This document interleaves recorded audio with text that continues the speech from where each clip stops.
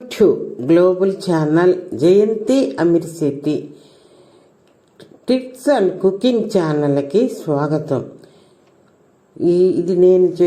ఇది నేను పెట్టే నచ్చితే మీకు లైక్ చేయండి, షేర్ చేయండి, సబ్స్క్రైబ్ చేయండి. జ్యోతిష్య శాస్త్రం అన్ని గ్రహాలు రాహుకేతువుల మధ్య ఉన్నప్పుడు దానిని కాలసర్ప దోషముగా పరిగణిస్తారు.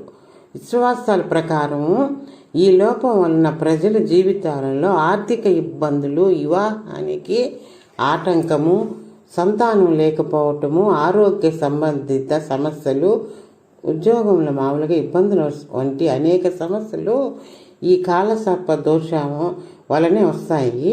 దీని నివారణ కోసం ఈ శ్రావణ మాసంలో పంచమి రోజున మనం పూజలు కానీ చేస్తే రాహుకేతువు చెడు ప్రభావం తగ్గుతుంది.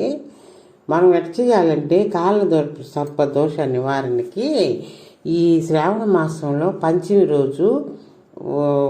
రోజు నాగుపాము పుట్ల కాడికి పోయి పూజలు చేస్తే ఈ గ్రహాలు ఏమన్నా దోషాలున్నా తగ్గిపోతాయి. నాగరాజుకు సంబంధించిన 12 పేర్లను జపించాల.